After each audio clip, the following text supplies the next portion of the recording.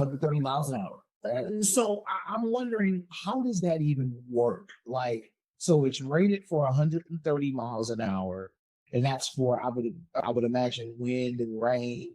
So is that the higher end shingle, or is that, yeah, where does that fit in the grand scheme? So in today's age, if you so this is a class 3 shingle. So a class 3 shingle, one step above that would be class 4. The class 3 is something that the insurance recommends and even offers a discount. There's a couple shingles below this, and one thing that separates this from other roofers is they'll bring in, this is called a dimensional shingle. They'll bring in a dimensional shingle, and there's one that's rated for only 30 years, and it's 110 miles an hour. Now you say, from just an outside point of view, that's only 20 years less. I'm 70 years old. I'm not going to be alive then. But the difference between this shingle and that is the thickness. It's paper thin compared to this guy. Something that we do that really helps our shingles stay, though, is the state requires 4 nails per shingle. We put 6 because we want to make it. We want to make sure that it doesn't go anywhere. You're talking about a massive wind or hail or tornadoes that really affect our shingles. I don't know if you ever the Eastwood tornado that went through Beckley Creek within the last 2 months. We were out there putting tarps on the entire house because we could see the living room on the first floor. So one thing that to kind of boost our love and to show what we could do is at the end of the street where people were affected, truly no roofs.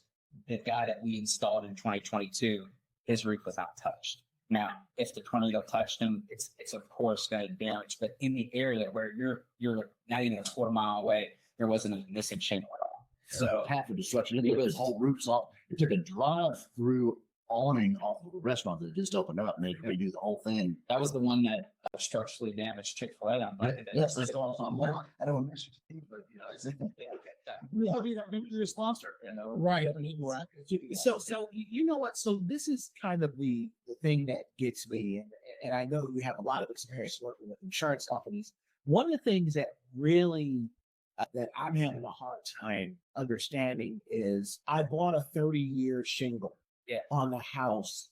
However, what happened is that the insurance company may not cover me if it's more than 7, 8 to 10 years old. Or if it wasn't installed properly. Or if it wasn't, if it wasn't installed property, but okay, so what's up with that? There's a lot of things. So truly, and something that really is important, you could have a complete lost storm, but if you have the wrong insurance company and not the right insurance broker, you could be SOL really quickly. There's some new policies ever since 2023 that depreciate your home, and that depreciation is not recoverable. What that looks like is if it was a $10,000 loss and you had a $1,000 deductible and they depreciated $6,000, you have $3,000 that you're going to get paid. You're out that $1,000, and then you lost that $6,000 or that remaining amount. So full recoverable policies are almost a must, and it's worth the extra 20, 30, 40 bucks a month. When things do hit the fan, you're looking at a difference of it's pebbles.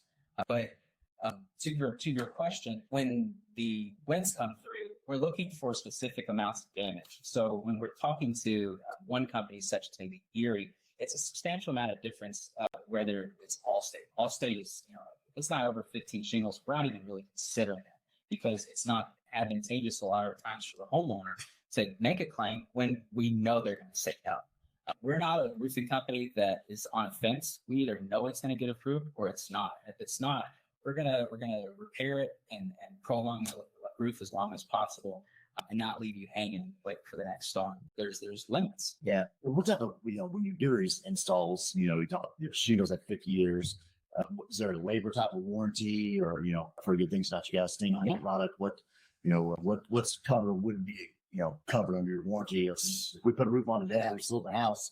Does that warranty stay with the house? Man, so that's a great question. So one thing that we really put our pride on is our Big League Roofers has got to the point where we've done so many roofs that we are part of the President's Club through GAF. Now, President's Club, without boring you guys about roof talk, means that we've done so many roofs at such an excellent level that if we went out of business tomorrow, GAF knows that our roof was installed correctly and they'll protect it after us. What in the GAF? So GAF is our manufacturer. So how everybody knows the Pink Panther with Owens Corning, that's a great point.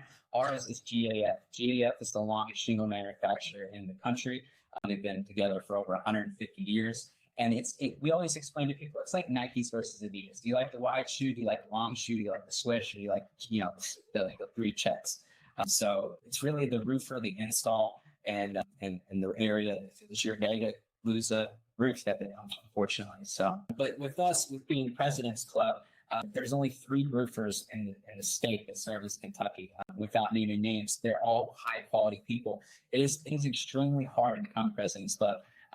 Even to the point of where our Louisville store is President's Club rather than our Lexington store. While Lexington is performing better than most companies out there, Louisville has been doing some strides that are unmatchable, and GAF recognizes that. So